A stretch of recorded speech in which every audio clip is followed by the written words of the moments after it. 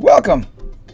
What we're going to be doing today is going to show you how to use Google Sheets to be able to make charts so that you can do the analysis of the insulating effect of carbon dioxide. Now this spreadsheet should look very familiar to most of you. Those of you who turned in your data, 23 different teams did, so we have lots of data to go over. I feel very confident that we'll be able to come up with something that will help you with your conclusion. So we're going to first of all start by looking at all of these averages as well as raw data. We took the raw data and then of course we made the averages for each of the initial and final runs and then came up with a percentage.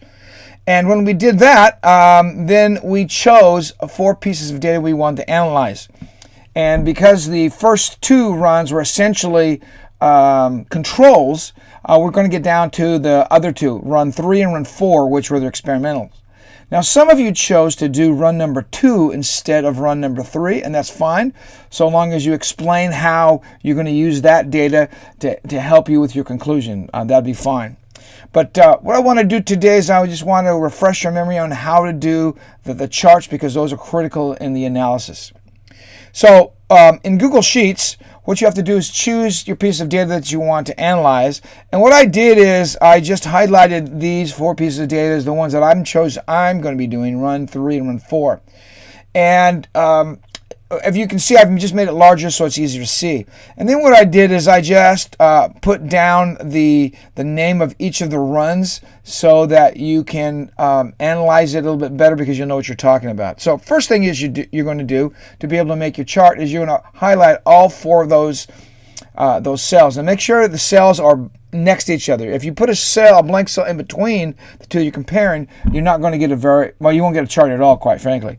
So what you're going to do is you're going to highlight this cell, that, and those up bottom 2. Make sure, again, they're side by side. Once that takes place, then you're going to insert. Go right up to here, the drop-down menu. You have File, Edit, View, and then Insert. You're going to click on that once. Then if you go drop down to the pull-down menu, you'll go to Chart. And that's where you want to go ahead and start. So click on Chart, and you should have a prompt that looks like this. Once you have that in your or on your monitor, you want to go to a column chart. We're going to click it once, and then we're going to hit Insert. And now what we have is the start of our data. So now what you have is you have a comparison between run 3 and run 4. Now this looks like a big difference as you compare them side by side, but again, it's scaled, and there isn't really a lot of difference between the 2, although it gives you at least some indication of what's going on inside the sample jar. Now there's a couple of ways we can do this.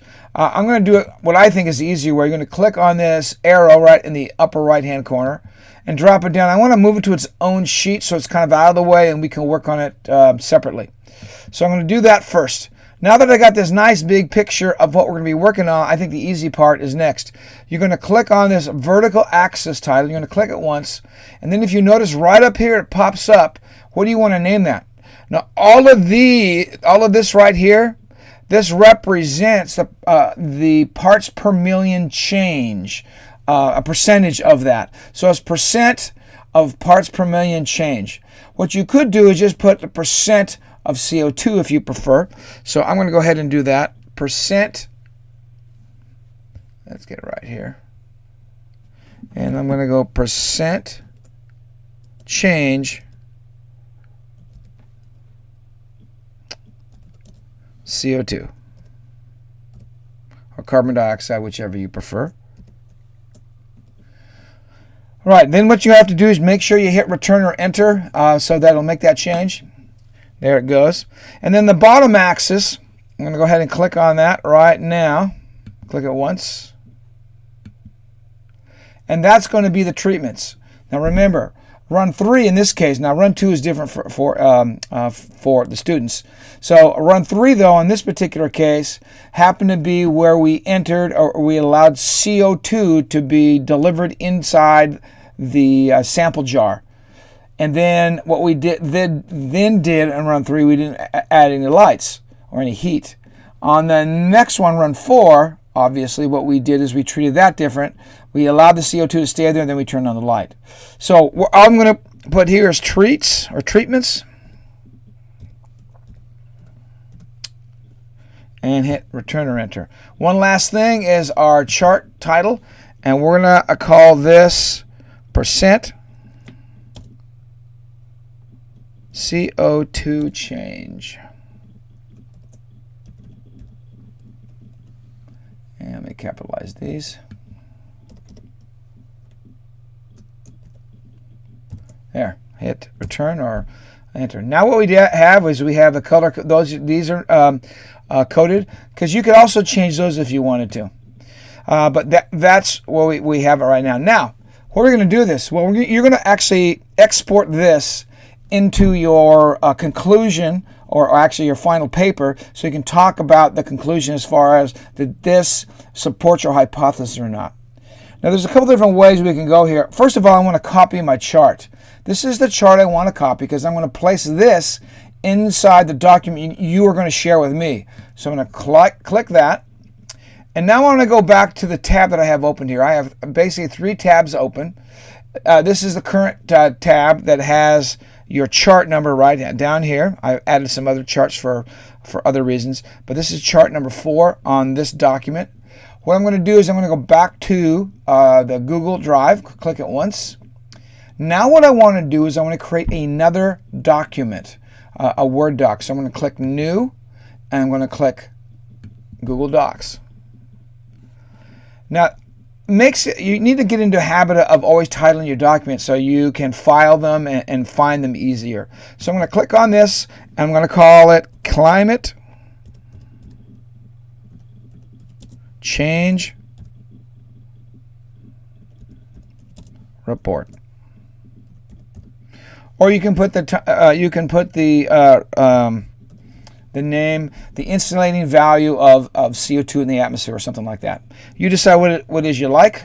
Just, you don't have to be fancy with your name. Just tell us what it's about. Now, what I want to do next is I want to import. Remember, we've copied the chart. Now what I can do is I can just go over here and go edit and paste, or you can use the shortcut. For instance, if it's a Mac, it's Command. The other one is Control V, but they both have V. Mac, as I said, is Command, and I believe the PC version is Control. But anyway, you click it, and now there it is. Now we can resize it for whatever we like for the space we have. Now what you're going to do in this, let's see if I can get, there we go. Now you can begin typing. At this particular point, you should be having a caption as far as what these things are. Talk first of all about what the treatments were, the various treatments, like run number 2 or number 3, we did this. Run number 4, this is what happened. And then explain the chart in its entirety, as complete but as brief as you possibly can. So then when you're done, then you can work on your second one. So I'm going to let you do the second one and just follow directions that we just went over, and I think it should go by fairly quickly. But remember, as you're watching this, if I go too fast, just stop me. If you've heard it before, go ahead and fast forward and do your work. One last thing, make sure you share it with me. You're going to click on the share button and give me edit rights, so that I can help you with the process of editing as well as composing your science paper. So I hope this has helped you, and we'll be seeing you very soon in the lab. Bye.